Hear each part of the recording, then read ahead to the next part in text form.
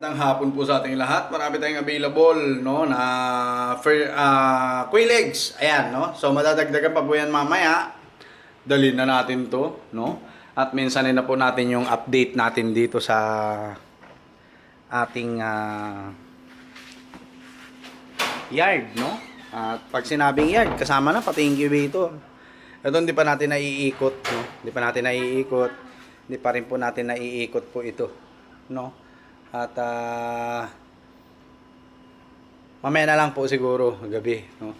Mamaya na lang gabi. Okay?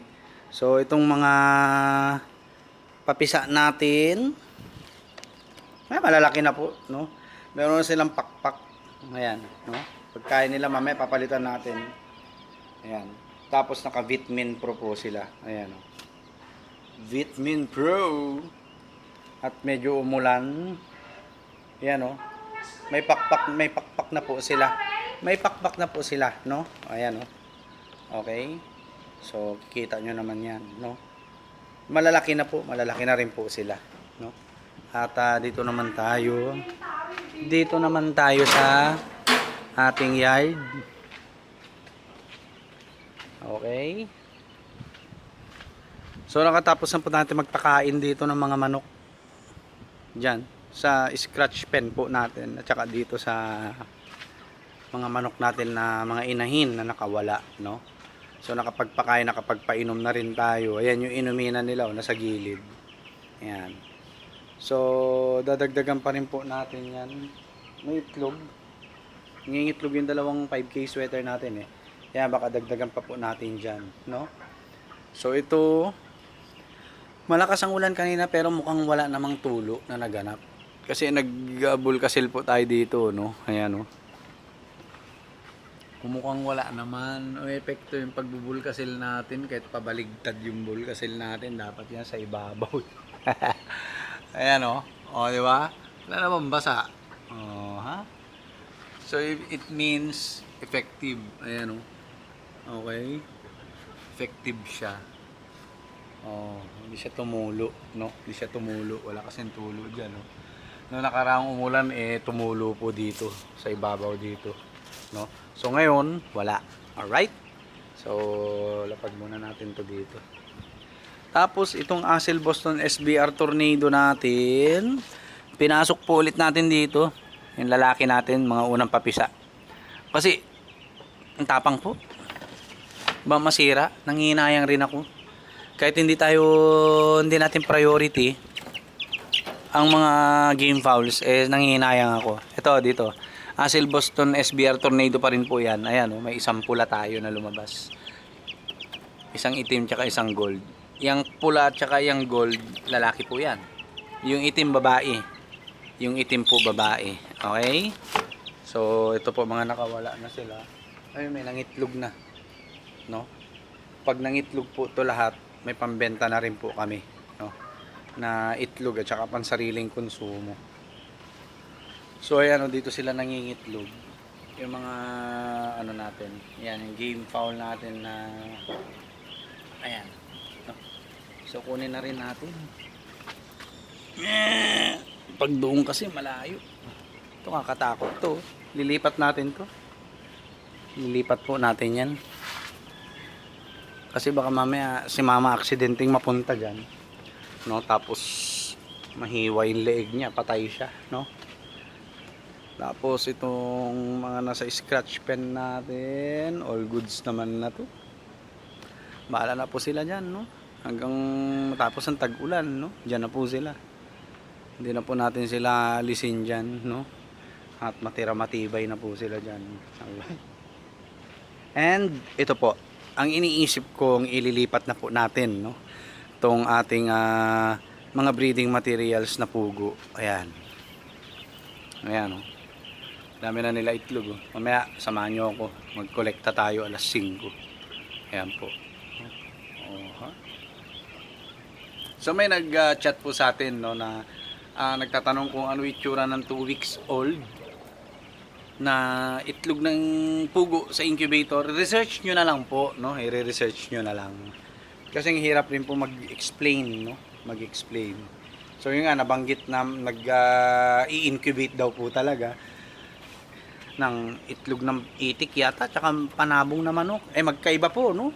Iba po ang pag-i-incubate ng itlog ng pugo, no? Sa itlog ng mga mas malalaking nilalang, no? Kunin na natin tong isa. Kasi may mga order tayo, baka mabasagan pa tayo, sayang naman na yan, no? Diba? Kunin na natin. So, napakain na po natin yan, yung mga yan. Yan sila, oh. No?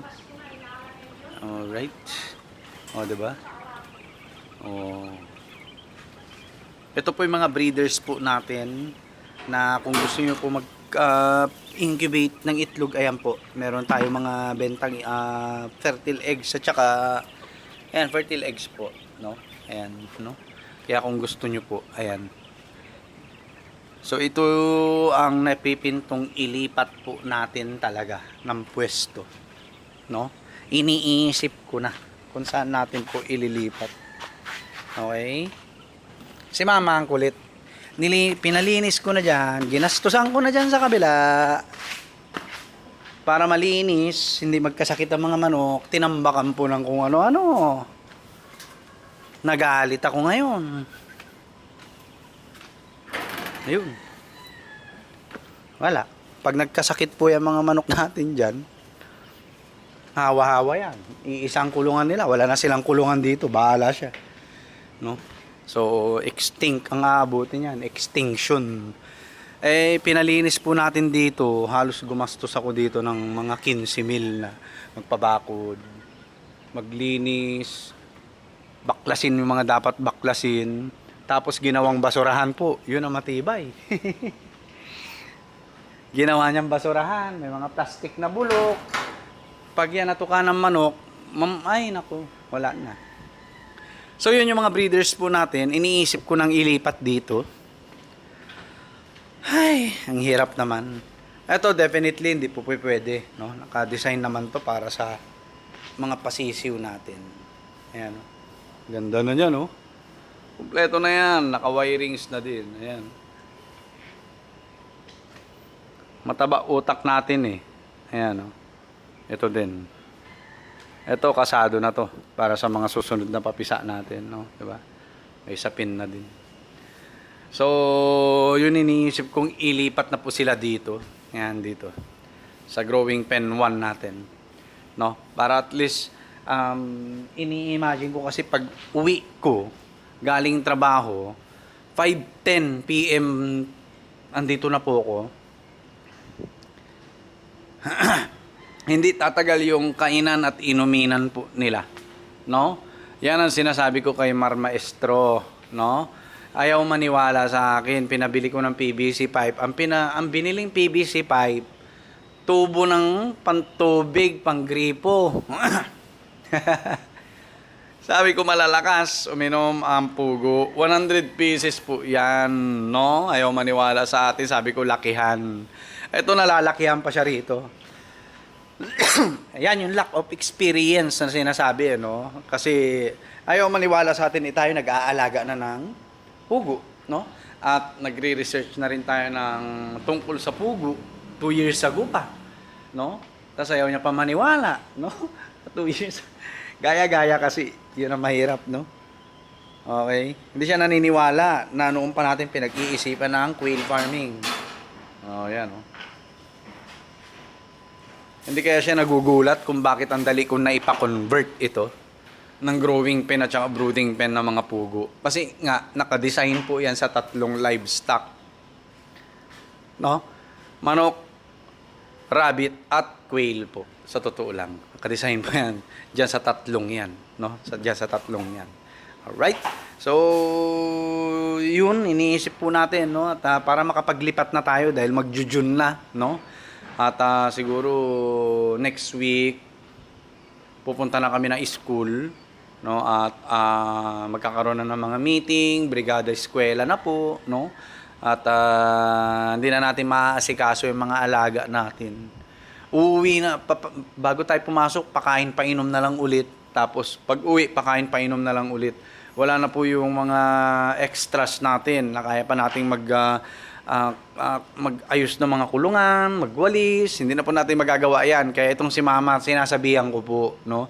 Sinasabihan ko po siya na sana, no, ay tumulong siya sa atin, no? Lalo sa pasukan. Lalo dadalawa na lang po kami rito. Ayan, no?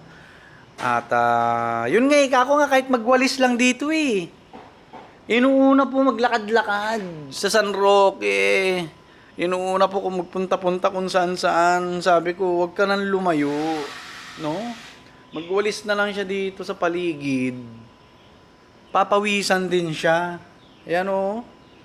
No? Wala. Pag uwi ko, lahat asikaso ko po. Gulo-gulo yung upuan. Ang alikabok dyan, puro lupa dyan sa likod niya. No? Pati dito sa akin, puro lupa. No? Tapos magpapainom pa ako ng mga alaga, no? Parati kong ini-inculcate sa kanya na dito tayo kumikita. Ito yung unahin niya, na asikasuhin. Sabi ko, hindi ko naman sinasabi magpakain, magpainom ka. Ang sinasabi ko lang is, yung kikilusan ko, ayusin mo na kung kaya naman, no? Ang bawa yan, yung itong likod, ano man lang yung walisan, di ba? O, katulad yan, wala na naman. No? Hindi na naman nakawalis. Walang mangyayari talaga. Inuna niyang walisan na naman yung daan doon sa labas. No? Sabi ko sa kanya, unahin niya yung loob ng bahay namin. Yan. So ito yung ating soon to be breeders to mga to, no? Magiging soon to be breeders pa rin po to. At least ito, alam na natin kung ano ang ilan ang lalaki at babae. All right, no? At para at least okay na tayo diyan. Okay? Wala naman na tayong dapat Ay, ito pa pala. Yung C-Fire lens po nito, hindi pa naiaayos. Kailangan makabili tayo yung ganyan, no? Dito at saka dito sa kabila. Yan. Para madali na lang yan. Magpatambak ng buhangin dyan, no? At mag-ayos ng tuntungan nila. Madali na lang yan. Basta malaga dyan is may secure yung growing pen. At dapat may pakainan at painuman. Hindi tayo bibiguin itong painuman natin. Noong una, ayaw pa pumaniwala ni Boss Mar Maestro, no? Na ganito dapat kalaki yung painuman natin. Parang iniisip niya is manok, no? Yung 10 manok, kasya na yan. Hindi po, malalakas po uminom ang mga pugo. Kahit maliliit. Yes po, malalakas po silang uminom. No? So yun. At yung mga game fouls na selections po natin, mamaya ilalagay na rin po natin sa fly pen. Ayan. No? At lahat po na nasa kabila na hindi natin selections, pakakawalan na po natin. No? So yung dalawang 5K sweater na inahin natin, si Asil Boston at saka si Golden Boy sweater lalagay na natin dito, at saka yung dalawa sa selection po natin sa Oriental sweater po natin. Yun lang. Yun lang po. The rest po pakakawalan na natin. No? So mamaya baka maharap natin yan ng gabi, no? So sa ngayon kasi nag-shoot tayo no. At minsan na natin yung update ganun na rin yan Yan, ang ganda na Wala na tayong iniisip kundi magparami na magparami, no? May brooder na tayo. Ito, testingin natin. Ito po yung ano niya tara, testingin natin. Para maniwala kayo sa ginawa nating wirings. 1, 2, 3. Ay, ba't ganun? Walang kuryente.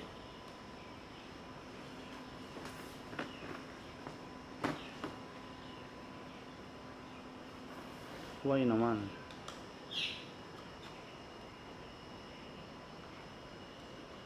Kaya tayo dun Bakit wala? Ay, kaya naman pala. Ay, ay, ay. Ayan tara. Bastos. Tara. 1, 2,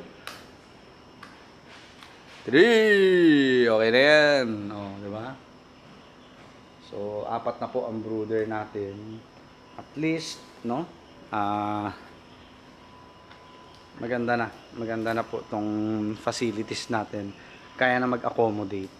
Ito na pa po yung hinihintay ko eh, no? At mamaya i-discuss natin, no, yung mga kailangan yung unahin bago kayo pumasok sa isang livestock farming, no? At ano-ano ba yung mga kailangan yung isa-isip? Ayan, no? Di-discuss po natin yan mamayang gabi. Sasagarin na po natin na magpakilala sa Facebook, magpakilala po sa YouTube channel po natin, no? Regarding sa livestock farming, specifically sa quail farming. Yan. At game fowl farming po, no? At least makagawa tayo ng video kasi sa pasokan, ewan ko kung makakagawa pa tayo ng ganito kadalas, no, na videos natin, no? Tapos ito parang may naiisip po ako. Ayoko muna i-share, ha? Ayoko muna i-share. Pero may naiisip ako. Kasi kagabi late po ako nagising. Ay, natulog pala. Nag-internalize po ako na parang iisa ko na lang dito, wala na si mama, no? Sabi ko, ano pa yung kulang?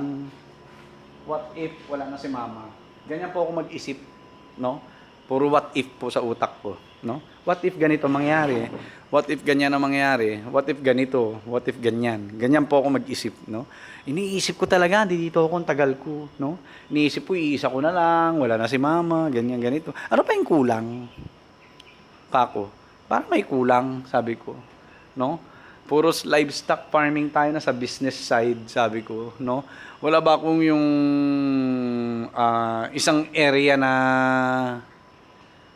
more on my pet lang ako, no?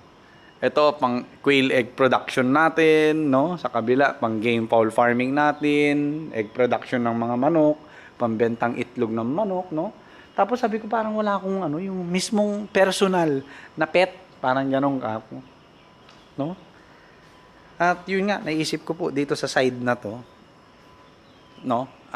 Maliban sa DIY hydroponic platform natin, para naiisip kong maggawa rito ng isang area na meron akong pet, no? Meron akong pet. Gusto ko rin pugo, no? Gusto ko rin yung quail din siya, no? Quail din, syempre. Okay, para hindi na tayo lalayo. Mahirap naman kung magsisimula na naman ako sa iba-ibang mga hayop, no? Doon na tayo sa may kumikita tayo. Ayan, pwede naman sila maging pet din yung mga yan, no? Pwede rin naman sila maging pet. Alright? So, yun lang po. Mamaya ulit, discuss natin kung ano-ano po yung mga kailangan natin bago mag-start ng livestock farming. So, ayan po, oh. Makikita nyo naman, meron tayo available na quail eggs. Alright, so yun lang po. God bless po sa ating lahat. Peace!